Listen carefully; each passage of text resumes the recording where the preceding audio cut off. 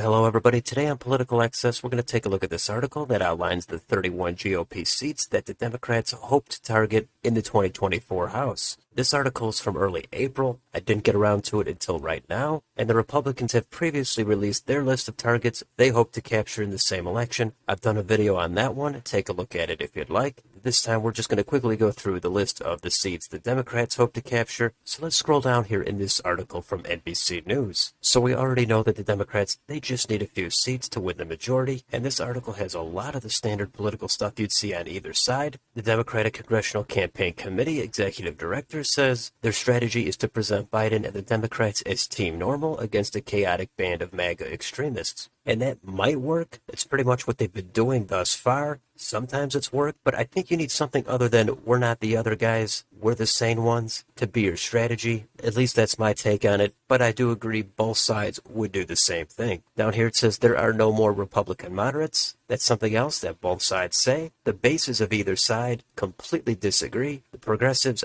they think there's a ton of corporate moderate Democrats. The Trump base, they also think there's a ton of moderate corporate Republicans. So I completely disagree that there's no more moderates. It all depends on how you want to look at it. You could easily point to one or two situations where you think the moderates should have stood up, but they didn't. But that's not enough to lump everybody together and just say there's no more moderates at all. So down here it says the race for the House majority is full of unpredictable factors. That I completely agree with. I always say anything can happen, especially a year and a half out from the election and a year out from most of the primaries. There are way too many unknowns to have any hard predictions. So this article goes on about where they're going to go on offense, where they're going to go on defense. Let's just get down to the list. So here it is, 31 seats for the Democrats. Let's quickly go through these. First in Arizona, Dave Schweikert. That is a legitimate possibility for the Democrats. Schweikert won by under 1 point. The district is trended away from the Republicans, so they could flip that seat. Also Juan Ciscomani. He won by a narrow margin. He's a freshman. He's potentially vulnerable as well. But obviously, most of these seats are going to be at least semi-vulnerable. They're not going to have any targets where they lost by 10 points. Next, we've got a bunch of seats in California, 7 of them, and that's most of the Republican-held seats in the state. We've got Kevin Kiley, John Duarte, David Valadao, Mike Garcia, Young Kim, Ken Calvert, and Michelle Steele. Now, John Duarte, he won by the narrowest margin. He's definitely vulnerable. I think David Valadao is also vulnerable. As for Mike Garcia, I would love to see him go up against Christy Smith one more time. But I think at this point, Garcia has a little bit of breathing room, and he's not nearly as vulnerable as someone like Duarte. Now, Young Kim and Michelle Steele, they've also proven resilient. The Democrats have to target them because they've won close elections. They're competitive districts, but I think those are also a little bit of an uphill climb. Young Kim more so than Michelle Steele. Now, Ken Calvert, he's been around for decades. Maybe voters get tired of him, but that seems like a little bit of a reach for the Democrats. Next, we've got 2 in Florida,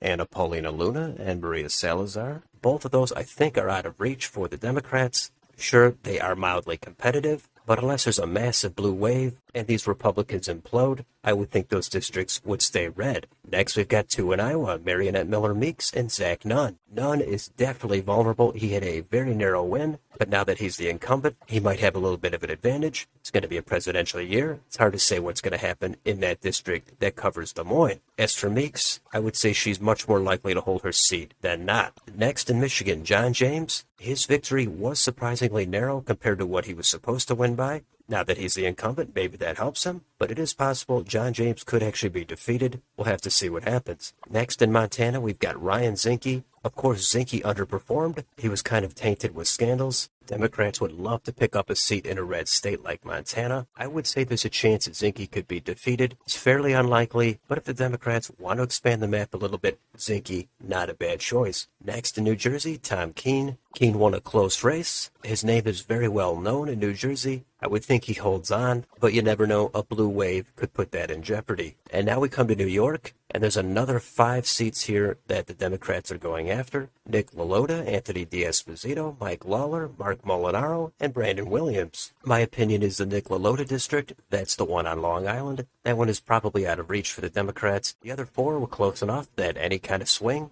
could flip those blue. Now, curiously, George Santos is not on this list. I know him and Lauren Boebert were pictured above in this article, but neither Santos or Boebert were explicitly mentioned on this list. They're both vulnerable. Santos especially, I think it would be a likely flip if somehow Santos is the nominee. If he's not the nominee, then it's going to be competitive, but that district should be on here ahead of all these other districts. Next, we've got one in Oregon, Lori Chavez the Reamer. Republicans have 2 seats in Oregon. That map is gerrymandered. She won a close race. It's fair enough for the Democrats to try to flip that. Next in Pennsylvania, we've got Brian Fitzpatrick and Scott Perry. Both of them won by comfortable enough margins that I don't think they would be seriously in contention in 24. Again, big blue wave, scandals, a stellar candidate for the Democrats. That could change things, but as of now, I would say those two are likely to hold their seats. Next in Texas, we've got Monica de la Cruz. That's the district that runs from San Antonio down into the Rio Grande Valley to the border. She won by about 8 or 9 points. I don't see that being on the table for the Democrats. And next we've got Jen Higgins in Virginia. That was a close race. It makes sense for Democrats to target it. I would think Higgins would have a slight edge. And then we've got 2 in Wisconsin, Brian Style, Derek Van Orden. These 2 depend on if the congressional map is redrawn. As of right now, I think both of them would relatively comfortably hold those seats. If something changes, then they both could be in jeopardy. So those are all the districts on this list. And lastly, we could switch over to Wikipedia, and we could take a look at the crossover districts. These are districts that were won by either Biden or Trump in 2020,